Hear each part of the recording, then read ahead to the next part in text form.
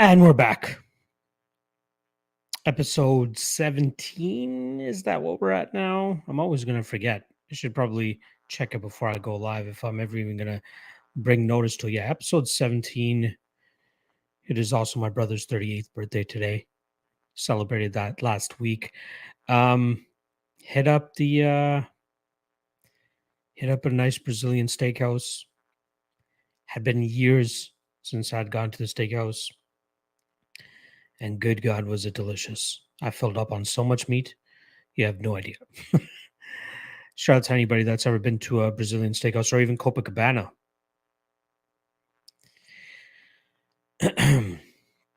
So we are doing a bit of an abbreviated version of the show today. I'm going to cut it down to half an hour today. I do have some wedding festivities to get to in about an hour or so. And the reason I actually cut it short today is because I've been editing my goddamn podcast, my MMA Lock Cast, and I'm forgetting how long these things normally usually take to edit. I am about halfway through it now. Just got a couple more fights to add, but I recorded it earlier today, and then I've just been editing it ever since, creating the graphics, all that stuff. You know how it goes. So once that, I don't even know if I'll be able to get it released before I get out of here. So it'll probably come out tonight. It'll be processing is like pretty much before I leave, but it's going to take at least an hour and a half to 2 hours to get through everything. So then I'll post it tonight, and then we'll do a premiere of it at that point. So if you are waiting for it, I apologize, but it will be out tonight. Almost done editing, I promise. We got my guy Amin in the chat as always. Appreciate him always stopping by and showing some love. Tristan Sherhouse saying, I guess they got rid of your comment once again. It's weird. I guess you're going to have to comment it now. Hope all is well with you as well, my friend. Lajuan Dream in the chat. Fear the Deer in the chat as well. John Smith, appreciate you, man. My guy AJ from MMA Experts, appreciate you stopping by. Asher Quinn, good morning to you as well, my friend. Hopefully you're having a beautiful, hopefully you'll have a beautiful day over there in New Zealand. Basil Hazelwood, early thoughts on Perez versus Albazi. Somebody sent this in the Discord earlier today, and I like the fight. I mean, it's a solid step up for Albazi. I think the kid is talented. I think he has a high ceiling, and this is a good step up for him, right? He's going up against a former title challenger, a guy that's been in that top 7 to top 10 range of the flyweight division for a couple years now. Interesting stylistic matchup, right? Both guys solid wrestlers, solid grapplers. Maybe I'd give Albazi a slight edge in terms of the jiu-jitsu aspect. So, yeah, I like Albazi there, man. I'll ride that guy to the top 5. Honestly, I think he beats a lot of these flyweights. Uber talented. If you give me dog odds or anything better than -150 on Albazi, I'll probably take a shot on him. Ken Zulhayer in the chat. What's going on, my friend? Appreciate you stopping by as well. Yeah, just getting back to the editing of my podcast. It's it's something. There's a reason I felt like it saved me a lot of time just to do them live. But I know there's a lot of a good group of people that really enjoy the graphics and the clean look of it. So I'm going to go back to that as best as possible, especially considering how many live streams I already do and how often I talk with the live chat. I don't really see a need to continue to do the Lockcast episodes as live shows. I'll continue to do the Contender series as, live shows so I can talk to the chat as well. But in terms of the Lockcast episodes where I'm specifically going over UFC cards, I'll try to go back to doing those in an edited form. I can ask can you please give us a quick run through with your Contender Series picks tonight? Yes, I totally forgot that the Contender Series is on tonight, 8 p.m. Eastern. So I'll be missing those, but I'll probably catch them when I get back from this party. But quick predictions and thoughts. Let me just pull it up here. I do have 2 bets on it tonight, which I still have to put out. So good reminder to me to make sure I make up that graphic before I get out of here. Going from first fight onwards, I took a shot on Blake Builder at plus 185. Seems like there's some money coming in on him now because I see him down to that plus 165. So a little bit of CLV there on the Blake Builder side of things. Morgan has some big power, but I think his grappling is his issue. And if Builder goes to that grappling as early as I hope he will, he should be able to smash Morgan on the ground and win via ground and pound or submission or something like that. But Builder will definitely have the advantage on the ground. I'm thinking and hoping that he can get it there. But Morgan is live, obviously, to land a big knockout of his own.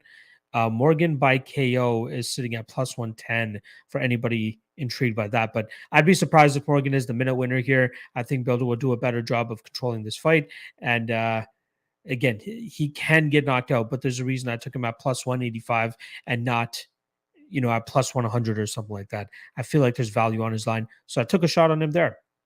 Next up, Maria Silva versus Victoria Dudukova. I do like Silva here. There's a reason that she's minus 300. I think she is way too physical for Victoria, and I think she'll be able to overpower in most positions. I think she'll be able to grind her to the mat, maybe find a finish from on top, but I think this time around, Dana will likely sign her even with a grindy-ish decision win compared to the last time where she fought on the Contender Series and went to a decision with a chick that took the fight on 6 days' notice, and Silva was a pretty big favorite in that fight. So I think we'll see Dana be okay with giving her a contract after that, but I think she'll look minus 300. Rebecca versus Legio is a great fight. That is a fun fight. Clear striker versus grappler matchup. We have a couple of those on this fight or on this card, but this one specifically, Rebecca looks like a fire hydrant with how thick this guy is and how he fights inside the cage compared to Legio, who's a little bit longer, a little bit lankier, uses his striking pretty well, but I think that he will eventually get taken down, and that's where Rebecca will be able to do his best work. I'm not sold on minus 245 on Rebecca. So I'm not taking the shot myself. Maybe Violence under 2.5 is currently minus 225. I could see that hitting, but I do lean the Rebecca side there. Matej Penez, I took a 1.75 unit shot on him at minus 175, so pretty much just to win 1 unit there. I think he's the better striker. I think his takedown defense will be good enough to keep this fight standing. And anytime Dumas wants to go out there and try to throw his patented leg kicks, I think he's going to get countered straight down the pipe every single time. And Penez will either knock him out or get his respect enough that he won't be throwing those kicks as often. And yeah, I think Penez will absolutely torch him on the feet and knock him out. Another potential violent spot for anybody that wants to bet chalk. And then in the main event, I'm going to go with Kinoshita, Usaku Kinoshita. This kid looks like the truth, man. A lot of skills, very well-rounded in all aspects of MMA. I think he's the heavy hitter. I think his takedowns will do him very well here. I think his jiu-jitsu will be able to get him a submission or at least dominant type position where he'll be able to get the finish. Enrique, very long, very lanky. I thought he was 6'5". UFC stats has him at 6'3", but the kid is still long and lanky. Only 20 years old. Uses his range quite well, but I think he's going to eventually get taken down here, and Kinoshita will mess him up on the mat. So Kinoshita inside the distance. I think we see a lot of violence tonight. I think we see at least 3 of these fights finish inside the distance. So once again, Builder, Silva, Rebecca, Penez, and Kinoshita. Those are my picks for tonight. Asher Quinn saying, yes, got out of town for a few days. Going to spend some time on the lake. Hopefully nice. I love it. Fear the Deer, hoping to make some money tonight. Good luck, my friend. Rips and Picks saying, what's good luck? Let's get this money tonight for Contender Series. Good luck to everybody that'll be playing tonight. Asher Quinn saying, I'm on Dumas and Kinoshita, considering violence in Legio and Rebecca. I don't mind the violence spot. I hope you lose the Dumas spot. But hey, you're taking plus money. I'm not hating on it. I'll never hate on anybody trying to take plus money at all. Fear the Deer, hoping I wipe the card. That'll be nice. Bezo asking, favorite sports to watch other than MMA? I'd say basketball. That's really the only other one. I used to be a huge basketball fan. Could name every single player on the team, assistant coaches, general managers, all that shit. Not so much anymore. Rips and Picks saying, not sure if you saw Face Off yet, but Legio is much bigger than Rebecca. Excited for that one. Yeah. Legio, very long, lanky. So Makes sense that he's bigger than Rebecca there, but Rebecca should be very strong and should be able to get this fight to the ground. Tristan saying, is there any piece of data about MMA that you would be interested in that you can't already or easily get, i.e., fighter rankings over time? That's not a bad one. If somebody kept a track of like, okay, the fucking fourth week of 2017, who's ranked number fourth in the specific division, that'd be cool. But as of right now, man, I think we have statistics on pretty much everything you could possibly need in MMA, right? From the stat digger guys over there on Pub Sports, shout out to Brady and Wheezy, to even my guy Nate Ladeshaw, who does it as well on Twitter. A ton of stats already out there. Asher Quinn saying Rebecca is a 5'7" lightweight. He is built like a brick shit house. Exactly. Bezos saying I wish money distribution was more available for UFC. Oh, I think you're talking about DraftKings, I guess. Asher Quinn saying Dumas and Peñas both measure at 6'3". Their face-off suggests otherwise. Yeah, Peñas was much taller than him. So maybe whoever's getting their measurements not really on the ball this time. David Dean saying lived in Brazil for half my life, all over those fighter interviews in Portuguese. Nice.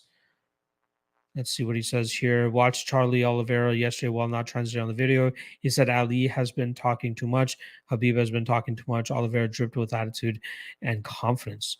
It would be awesome if Charles beats Islam. It would be amazing if he could get Habib out of retirement to fight him. I think that would be the only way. Asher Quinn saying might do a cheeky 1-unit parlay on all men's fight to not go to decision. I think that would have a good chance of hitting. The only one I'd be worried about is Builder and Morgan if Builder just grinds out Morgan over 15 minutes. But I like it otherwise. Lajuan Dream saying you got a D-Gen parlay for the Contender series.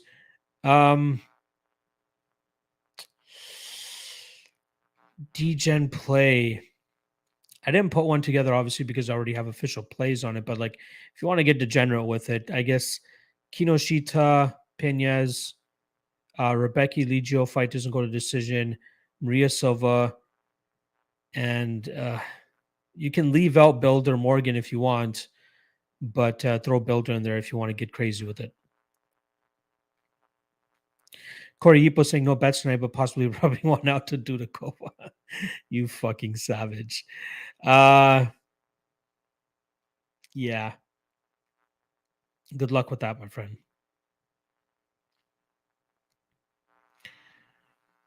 Father of YouTube, I think this is who that guy is. What's going on, my friend? Sam Peñas is a good striker, but what about ground game? Dumas definitely has advantage there. Better play under good odds, actually.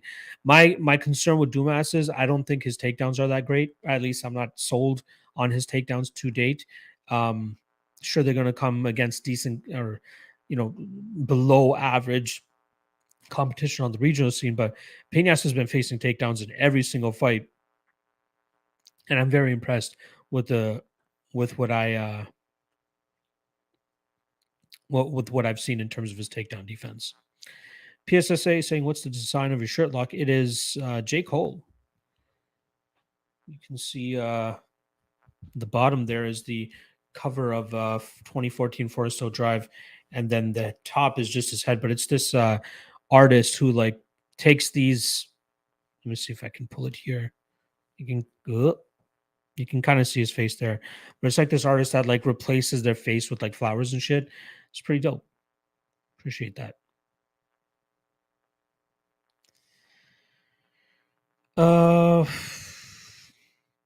Lajon Dream saying seen Ben Askren said he would come out of retirement to get his rematch with Jorge. We know that fight's never going to happen. That's going to be news for like 3 days, and then we're going to forget about it. Basil Hazelwood saying total bet percentage placed on X Fighter versus total money percentage placed on. Oh, okay. I get what you're talking about here. Bezos saying helps you know which side has sharp money versus public money. It's more available for other sports. Yes, I think sometimes Bet Online will put it out. So if you follow Bet Online, I think that Dave Mason guy will put it out every now and then.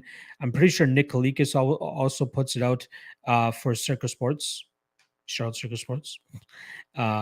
So if you follow some of those guys on Twitter, you might be able to see it. John Valentine in the chat saying, quick opinion on playing minus 250 is chalky to like parlays to win even money or overplaying fighters with those odds straights. Why risk 5U to win 2U back when you could just win 2U to win 2U back? I think it's also like I don't mind playing chalky just straight up, right? I really don't mind playing that because I talked about it yesterday on yesterday's stream as well. It's like it's already hard enough to get one. Like you got to bank on one guy to go out there doing exactly what you want him to. Now you're adding more outcomes into this. So you might be down 2 units. If one of the legs busts compared to the 5 units you'll be down. But if that other spot hits, you get a little bit back. And again, you're probably still going down. What is that? 3 units in that, whether you play them straight or whether you play them in a parlay. I try to like something that I've learned, especially within this last year, which is why I think my straight bet numbers are really starting to skyrocket at this point, is there's no need to parlay. Like if you like, again, it depends on how much you're betting as well, right? If you're betting a couple $1,000s, sure, like minus 250 on placing like placing $5,000 on minus 250 will net you $2,000, right? That makes sense compared to somebody who's playing maybe what $100, $500 even. They're getting back $200. Maybe it's not that big of a throw for them or something like that. But we all know this, John. It is a long-term type of game at the end of the day. I see the argument for parlaying as well, but more recently I'm really in that boat of just playing them straight up now. Let's not get pretty with it. Let's just cash that ticket. We believe those guys should win. No issues, nothing. Minus 250 is still not too bad of a line straight up, in my opinion. Everybody has their own perception of it or their own take on it. That's just mine personally. Tristan Sherrill saying, oh, yeah, I doubt those sportsbooks would ever disclose that, though. But yeah, that would be awesome. There are some. Again, there are some. Pete G in the chat. Appreciate the love, my friend. 718 Hustle saying, make that like button tap out. Yes, please do that. If you haven't already, make sure you guys hit that like. Asher saying, I think you can just sort of tell what side sharps are on versus public in MMA if it's obvious. Well, it obviously depends on like the money or the money line and the line movement, where the line is starting to move. That's where you might start to see, okay, the sharps are coming in on Dumas or whatever. That's why Perez was down to minus 150 in certain times. Asher Quinn saying, even then most of the time sharps are split on who to back. Yes, sir.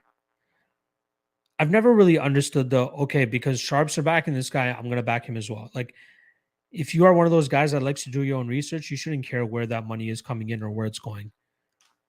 Just go with what you believe is right. You did the studying, you did the research, you listen to guys that you trust. That's it. Sharps aren't always going to get it right. Connor Jefferson, what's the parlay we rocking tonight?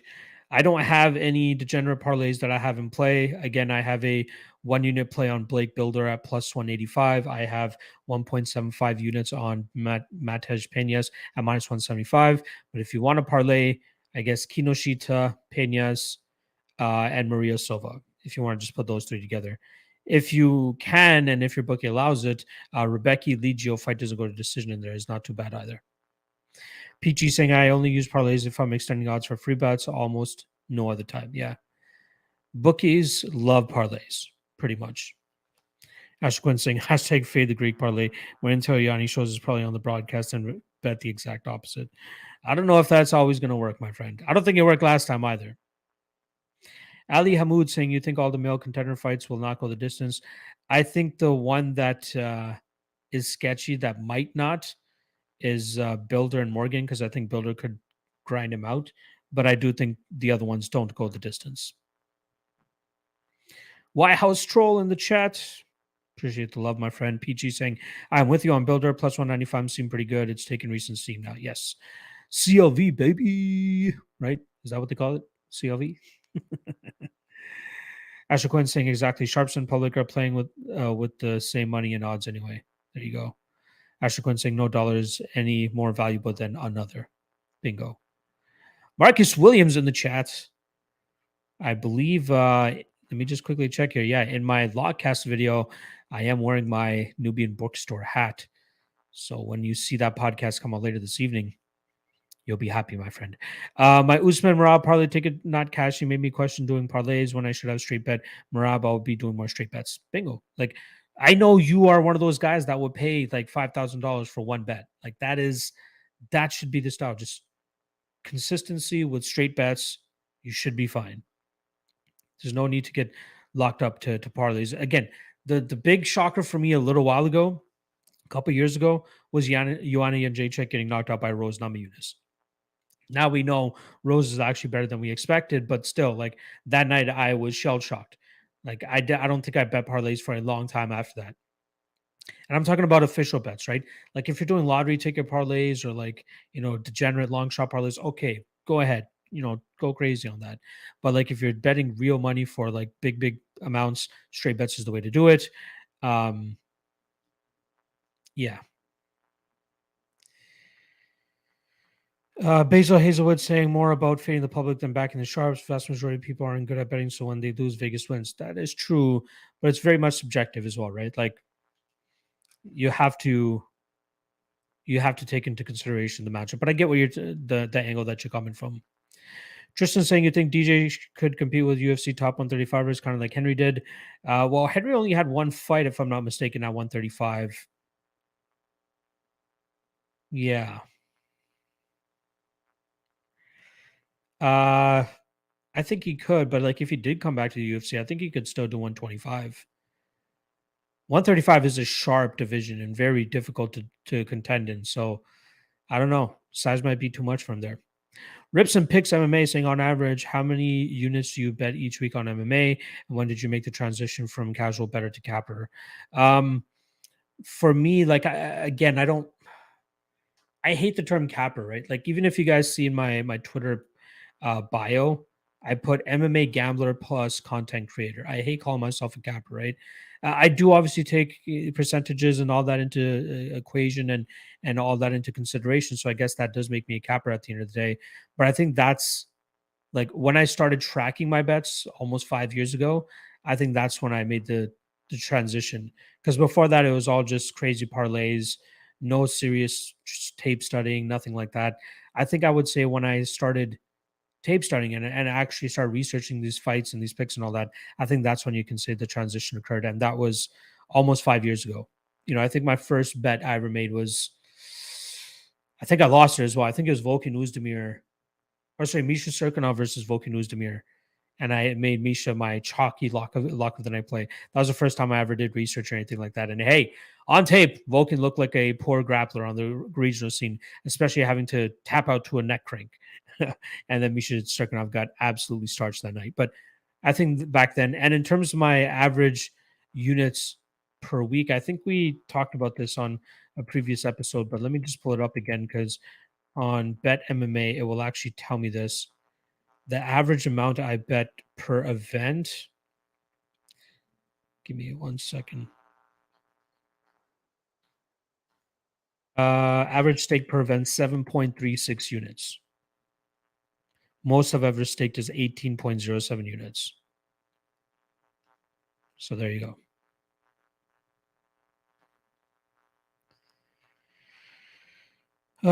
Boone saying grabbed Whitaker decision at plus 105 last night. Good shit. I think it's up to about minus 120 now. Basil Hazelwood saying rather be on the side of Vegas because Vegas always wins. That is true. Peachy saying anyone see Cross took gone at minus 560 with the intention of hedging with Thai KO prop at plus 700 or below. I don't know if he has the brain for the value equation. Huh. Yeah, Peachy saying it really wasn't that long ago. He was saying he just bet who he thought would win and without caring about odds too much. Yes. Interesting. Bezos saying much more useful to his team sports with spreads, but still useful in MMA. Henry won belt against Moraes and defended against Cruz. Yes, you're right. Good point. He did have two fights at 135 pounds. PG going on about Kraus saying very best price on Thai KOs plus 700. I find lines to ARB with more profit that minus 560 versus plus 700. That shouldn't be a bet. I don't even think you should be betting that fight period if that's your intention, right? Like, I think there's other spots that you should be investing in instead.